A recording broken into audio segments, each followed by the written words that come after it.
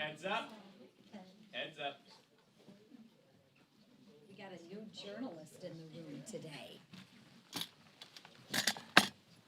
That's great. What's the new journalist's name?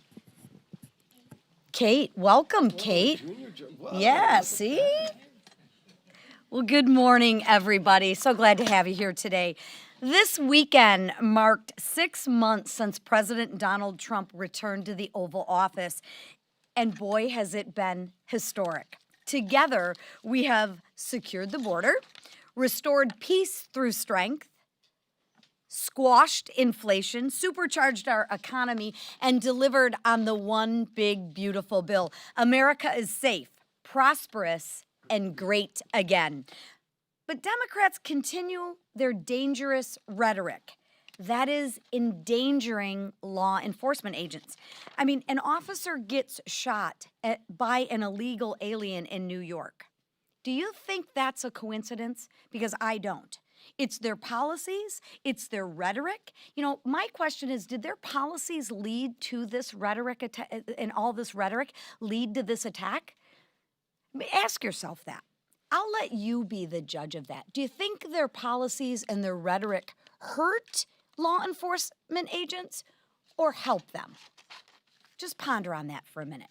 This week, House Republicans will return home for our annual work period. And during this work period, we are going to work with our members to take our message coast to coast, and we're going to make sure that we have the Democrats own their message, because we all know they like to weasel out of their message. And we're going to take our message from Long Island to the suburbs of Los Angeles. The American people will hear how the one big beautiful bill will benefit them. We are going to correct the truth with the other half of the truth, because all Democrats have right now is fear-mongering. They have no plan, no vision, and no leader. I'm planning to be in my district this week to speak with Michiganders, but I'm also going to be traveling with some of our frontline members from Pennsylvania to New Jersey. We will visit actual manufacturing facilities where the workers, the American taxpayer, will benefit from the one big beautiful bill, and we'll be having conversations with that. I'm sure along the way we're going to stop at a few restaurants, maybe get some takeout, where their staff or delivery drivers will enjoy the benefits of no tax on tips. The bottom line is this: the impact of the one big beautiful bill will be felt positively everywhere, and working families, their bottom lines will be increased. Imagine how Democrat district visits are going to go. That's if they stay in their own districts. But remind the Democrats voted against securing the border. Remember that?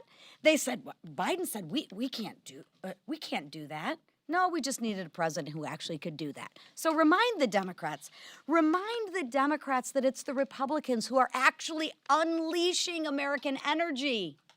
You know, putting money back into our economy, making us energy independent again, expanding the child tax credit. And I hear all that fear-mongering about, the rural hospitals are going to shut down. We actually created a rural hospital fund that can actually, the monies go to these hospitals. They don't have all this bureaucracy in between. Wow. That's a solution for a change, but you won't hear the Democrats talk about that. Generational investments. We made generational investments in our national security. No tax on overtime, no tax on tips.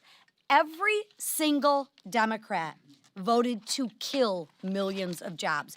Give federal benefits to those who never should receive those benefits before. Remember, the Democrats are making sure that Medicaid is not there for the people who need it most by allowing the waste, the fraud, the abuse to actually continue and to give it to illegals over Americans who need it more than anything.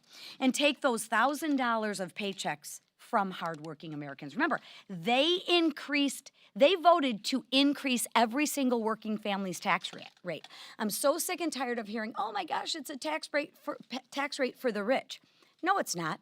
Think about this. This is a fact, and I'm curious if you've asked any of the Democrats this. They voted to raise a taxpayer's income who makes $48,000, which would be in the 12% tax bracket, they voted to raise the tax bracket from 12% to 25% on 40 if you make $48,000. I don't know, any of you think $48,000, is that a tax break for the rich? A tax incentive for the rich? No, you're taking money from working class families. Make the Democrats own. Ask them why they voted for the biggest tax increase in history. Ask them why. I don't think these meetings are going to go very well. Now, I hope the Democrats are home and the local press will hold them accountable and to explain why they voted to kill American jobs, especially when they're already somebody who voted no, but notice every Democrat takes the dough. It's ridiculous, and we will continue to bring these fallacies to life. We will continue to correct the truth with the other half of the truth, and the fear-mongering from the Democrats has got to stop. Now, to talk about this and the importance of the One Big Beautiful Bill for people in her district with me is Congresswoman Jen Kiggins. Thank you. Well, thank you so much for including me this morning in your press conference. I'm Congresswoman Jen Kiggins, and I proudly represent Virginia's 2nd District, which is home to a large percent of veteran population. In the country, we have about 6% of our population who has served in our great military. And in my district, we have more than twice that, about 13%. So I'm here today to talk about the veteran perspective and the wins for the veteran community in the One Big Beautiful Bill. I am a veteran. I served as a Navy helicopter pilot for 10 years of my life. I am married to an F-18 pilot who served for 20 years. And I'm also very proudly a Navy mom to a future naval aviator. So the people in my district, we are regular, everyday Americans. We just put service to country first. And not only if you are a veteran, but if you work with the veteran community and the defense community in my district, the wins in the One Big Beautiful Bill are important to us.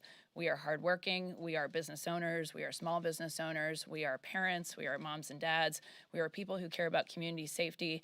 So the wins in this One Big Beautiful Bill from the economy side, the extension of the tax breaks, the no tax on tips and overtime, the wins that we know our veterans will feel more in their bank accounts. We're used to living on fixed income like we did in the military. We know that each and every penny counts and how hard we have to work to earn our money. We want to keep more of our paychecks. We want our veterans and all Americans to feel like they have more in their pocketbooks.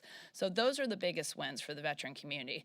The border security piece is important because we care about community safety. And we know that every state is a border state, even Virginia. So we care about the people that are around our neighborhoods, that are around our kids' schools, that are watching our families. That community safety piece is important. And knowing that we have a secure border, knowing that we're not letting people from the terrorist watch list, that as veterans, we have concerns about who is in our country, who is here to do us harm. But I think most importantly, the biggest wins for a lot of us in the veteran community was that $150 billion Defense Plus up. So many of us joined and signed up to serve again in our great military for our great country because of the chaotic withdrawal in Afghanistan. We saw weakness on the world stage. We saw what it looks like when our country doesn't prioritize peace through strength. The world is a very dangerous place. And now as a military mom, really, I care about that issue. And so many people in my district, so many of our children are serving, so many of my neighbors and friends. So for me, that peace through strength piece is the most important piece. And we're seeing Republicans put our money where our mouth is and prioritize quality of life, quality of service initiatives for our military. We're seeing next generation strike fighter funding. We're seeing money for 16 more ships being built. There's $9 billion for quality of life, $29 billion for shipbuilding, $16 billion for shipyards and depot, which we know are in need of repair, $9 billion for air superiority. We need to prioritize this peace through strength part, and that's what this One Big Beautiful Bill does. During the Biden administration, we had defense spending at an all-time low. We know that in times of our greatest peace, defense spending is about 5 to 6%. President Trump has not only agreed to do that for our country and for our military, but also he's encouraging our allies to do that, and we're seeing them get on board with that too. So I can't just emphasize enough the importance of prioritizing defense spending and what this Big Beautiful Bill does for that. You know, as Republicans and as veterans who care about how much money we have, we also want to make sure that we are not wasting money. And the programs, the reforms that we've put in place for Medicaid is important. We know that we want to keep that program for people who need it the most. We have plenty of veterans who are disabled, who are Medicaid recipients. I want to make sure that program is there for them. So the reforms we put in place are so important. But it's certainly a privilege to be able to represent Again, a district that has one of the largest veteran populations. These are great wins for the American public, great wins for the veteran community, and I'm very proud to be a part of this effort. Thank you so much. Great job, Jen. Over the weekend in New York City, an off-duty Customs and Border Protection officer was shot in the face during an attempted robbery by 2 illegal aliens.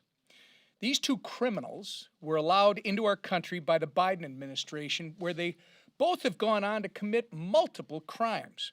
Assault, kidnapping, larceny, and now attempted murder make up their rap sheet.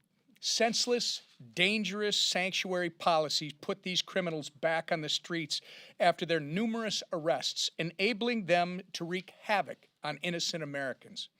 The damage done by the Biden administration's deliberate open border policies cannot be understated. We are still feeling the consequences of it today.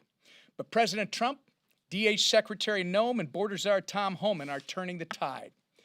In my state of Minnesota, ICE arrests of illegal aliens have doubled since President Trump took office. And while the local worthless media in my home state tries to spin that as a bad thing, the brave men and women of ICE are getting the worst of the worst illegal aliens off the streets of Minnesota and America, restoring safety and security to our communities. As these officers enforce the laws, they face an 830% increase in assaults.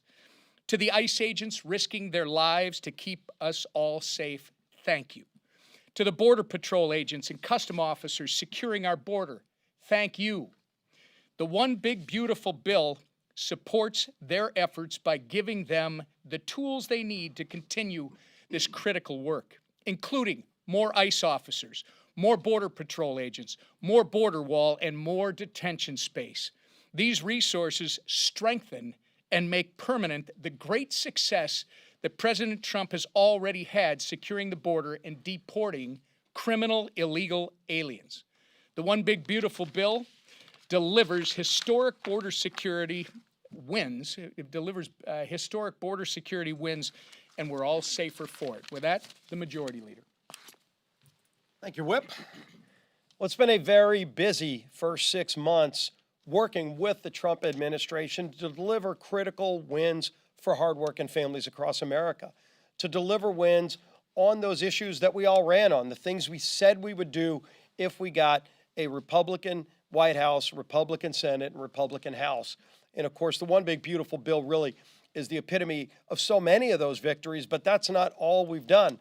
The president has already signed or has on his desk 31 different bills that have been passed by the House and Senate on the desk of the president, almost all of which have been signed into law. After today, maybe all 31 will have been signed into law to continue delivering and getting our country back on track, reversing the damage that was done by Joe Biden in 4 years.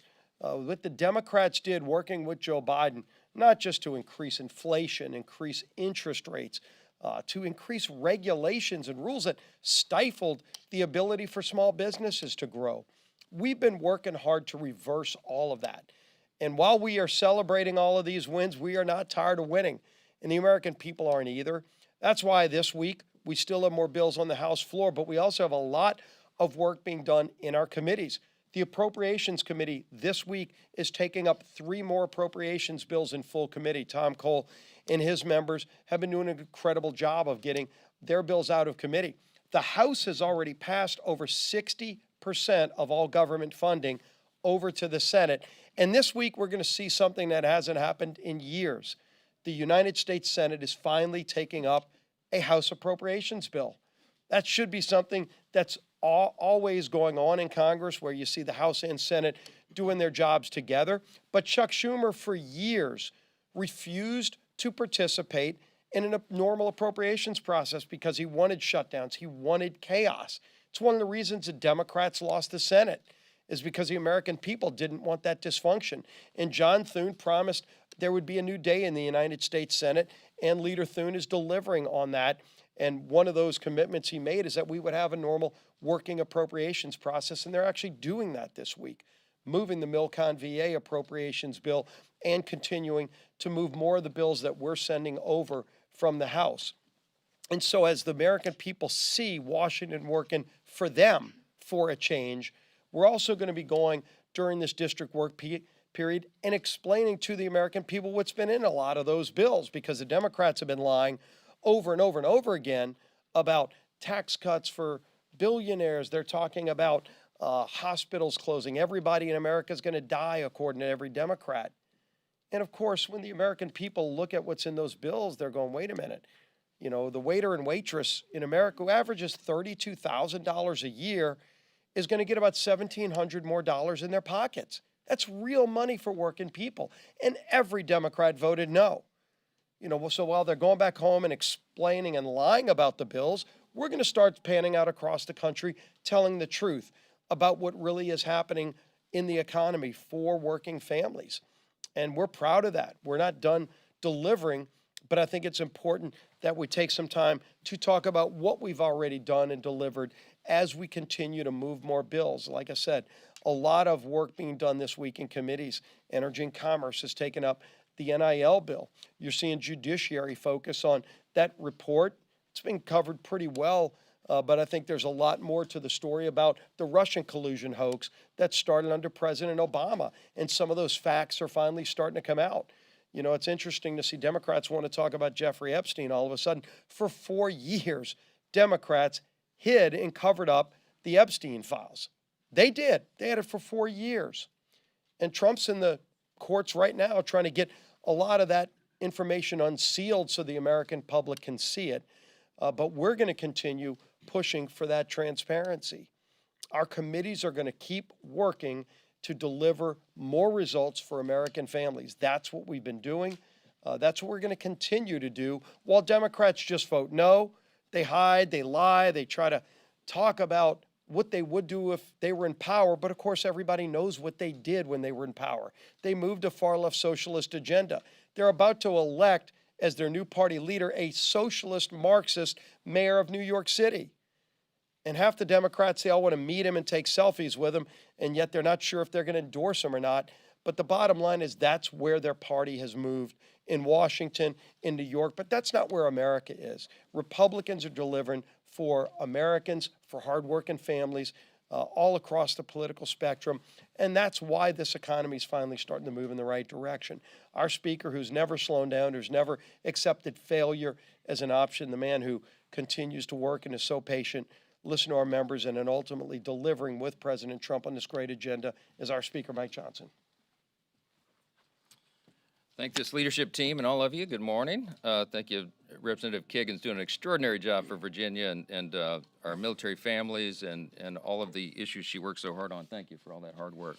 I tell you what, it's been an exciting 6 months. Sunday, as you all probably know, marked the first 6 months of the Trump presidency, the second term. The 47th president has had an incredible run. We're on a winning streak. America's hot again. We're bringing back strength and prosperity and capitalizing and delivering on all the campaign promises that President Trump made on the campaign trail and that all Republicans did by extension. We're really proud of that. And I tell you what, history is going to record this to be one of the most consequential, extraordinary first 6 months of any administration ever, because we have unified government. The voters in this country gave Republicans the chance to turn this mess around, and we are. So we have the White House and the Senate and the House, and we're using it effectively every single day. And here in the House, we've kept pace with President Trump's extraordinary momentum. He never sleeps, and so we don't get to either. We've been codifying his executive orders at a record pace. We're cementing America First policies into law. We're enacting the full scale of the Trump administration's agenda, with the passage, of course, of the One Big Beautiful Bill, sort of a capstone of the first 6 months. And we've accomplished so much in just that time period. And I think the key is we've done that with unity. As you all have noticed, it's very deliberate. We work very closely, hand in hand, the Senate and House Republicans, as one united team. That's kind of an innovation in Washington, but a very important one. And we've demonstrated that that unity is how we deliver. There's no majority in the history of this body that can wield power unless it stands together. And so I work really hard. We all do. This leadership team does every day to keep everybody rowing in the same direction. This morning at our weekly conference meeting, we discussed the upcoming schedule, given the Democrats' endless efforts to politicize the Epstein controversy and that whole investigation. I want to be clear about this. There's a reason behind what we are doing here. We have a responsibility, actually a dual responsibility here, okay? I've been on record very clearly that I believe in maximum transparency. I think every single House Republican will say the same thing. In fact, they've told me that publicly and privately. They talk about this. We want maximum transparency. We also understand the other part of that duty is that we have to protect innocent victims, okay? We have to do both things at the same time. What do we mean by that? Look, involved in the Epstein evil, okay, which is what it was. Let's call it what it was.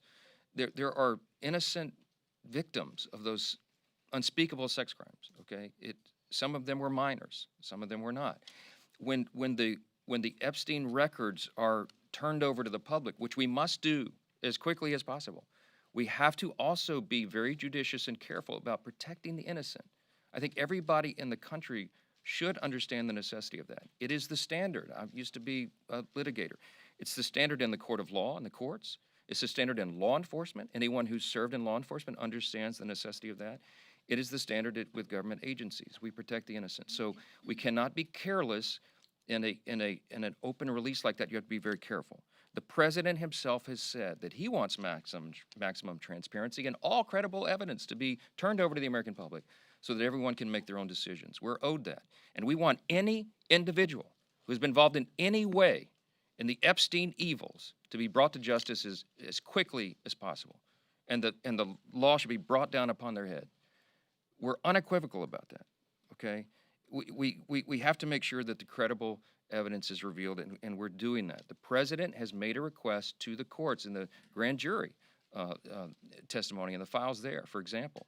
And the court should turn that over, and that will be a continuing and ongoing quest. Now, what we refuse to do is participate in another one of the Democrats' political games. This is a serious matter. We are not going to let them use this as a political battering ram. The Rules Committee became the ground for them to do that. We're not going to allow them to engage in that charade anymore. Why do I call it a charade?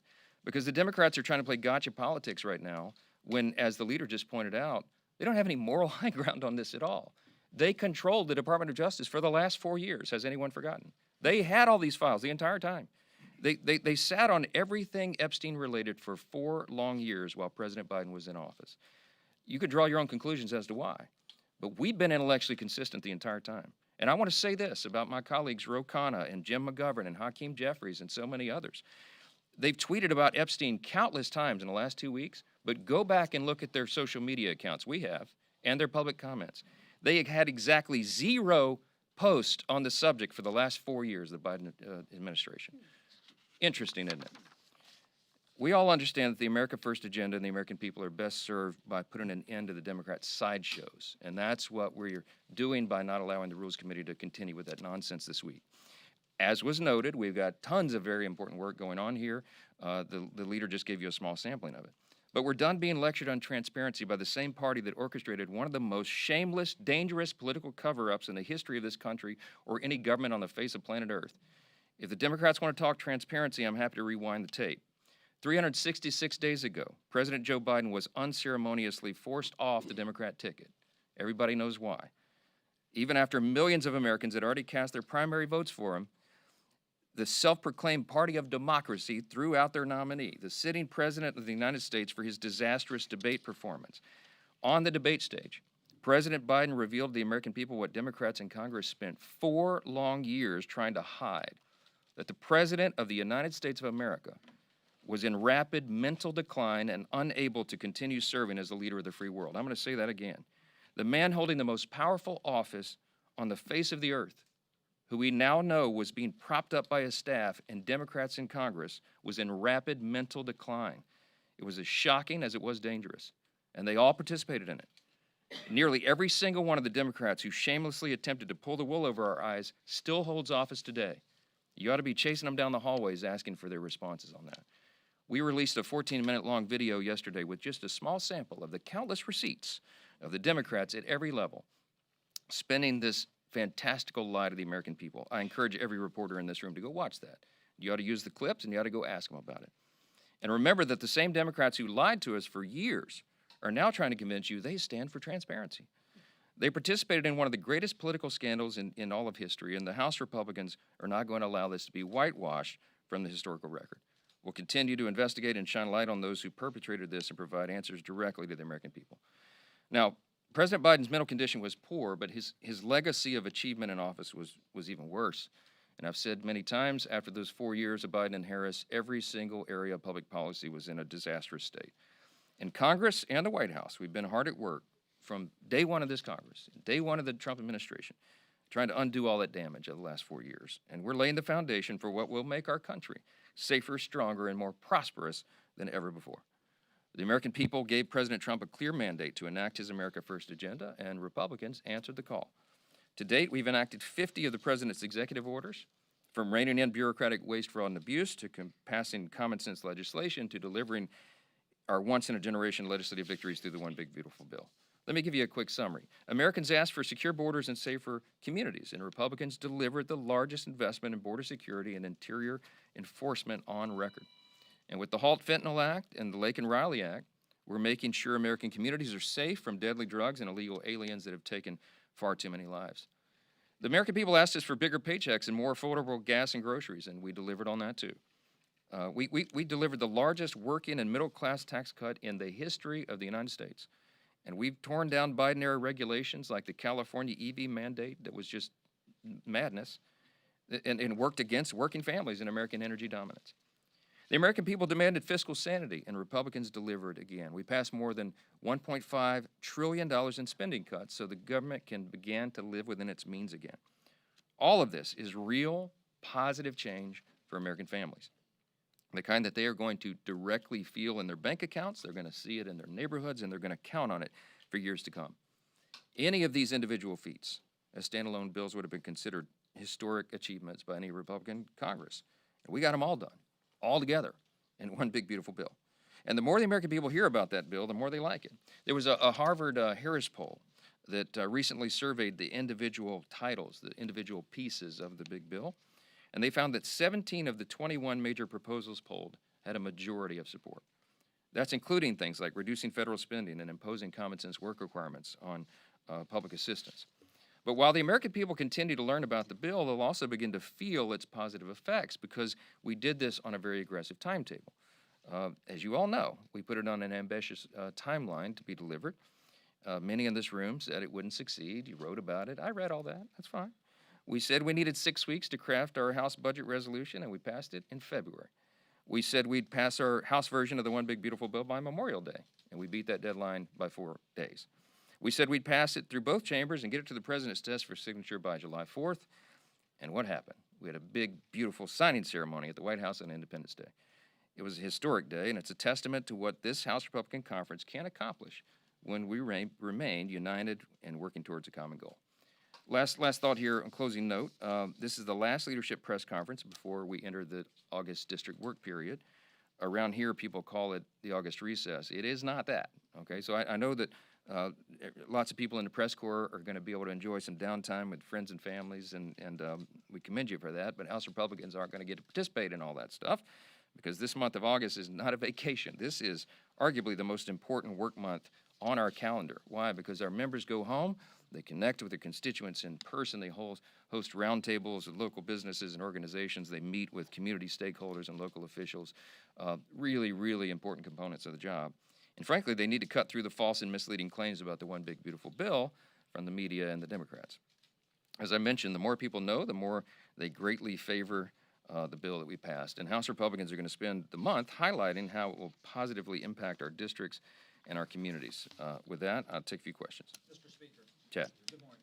You say yesterday that you were in lockstep with the administration on the Epstein files, but it doesn't seem that you're in lockstep with all of your House Republicans. Thomas Massey just saying in the past hour that this is going to come back and bite Republicans. What do you say to those schisms inside your conference here? I say Thomas Massey is the one trying to bite Republicans, okay? I'm not quite certain what his strategy is. But it's just not him. I mean, otherwise you guys wouldn't be calling off the week tomorrow. You'd be able to put your rules on the floor. I understand the issue with the Democrats. Yeah, no, I just explained why. We're not going to play political games with this. We've all been very clear and transparent. The House Rules Resolution sets a good standard and requires all credible evidence to be released, and that's exactly where the White House is. There's no, as I've said many times over the last, as I've said many times, there's no daylight between the White House and the House. You have to allow the legislation to ripen, and you also have to allow the administration the space to do what it is doing. The president has said clearly, and he has now ordered his DOJ to do what it is we've all needed DOJ to do for years now, and that is to get everything released. So they're in the process of that. There's no purpose for Congress to push an administration to do something that they're already doing, and so this is for political games. I'm very resolute on this. We can both call for full transparency and also protect victims. And if you run roughshod or you do it too quickly, that's not what happens. But I'm convinced that the DOJ is going to do their job, the administration is going to do their job, and we'll do our job. And so we'll see to it. Yes, ma'am. Over the corner. Thank you, Mr. Speaker. Just to follow up on that, I know before when you were asked whether or not you would back Mr. Massey for re-election, you didn't give a direct answer. He had some harsh things to say about your leadership yesterday related to the Epstein files. Have you made up your mind whether or not you would support him or back him against the president of that? So as the leader of my party, I lead the incumbent protection program. Okay, that's my job. I go all around the country. I travel endlessly, incessantly. I have to raise over $300 million to do that, and we want everybody to come back. And some people, I try to protect them from themselves. You know, they kick and scream and bite their own colleagues. Some people seem to enjoy trying to inflict political pain on their own teammates.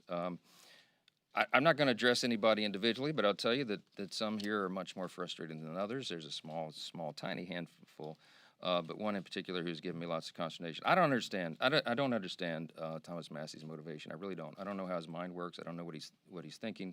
Thomas Massey could have brought his discharge petition any time over the last 4.5 years. Over the last 4 years of the Biden administration, he could have done that at any time. And now he's clamoring as if there's some sort of timeline on it. It's interesting to me that he chose the election of President Trump to bring this, to team up with the Democrats and bring this discharge petition. So do I have some concern about that? I do. But you know, in me and my way, I try to follow Ronald Reagan's 11th commandment, never speak evil of another Republican. My gosh, it's hard to do sometimes around here.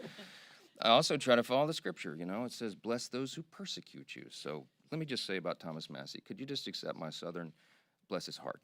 Okay, I don't know what else to say about it. We're for maximum transparency. We're engaging in that right now, and we don't need political games. Yes, ma'am. Over here. Yes. Wait.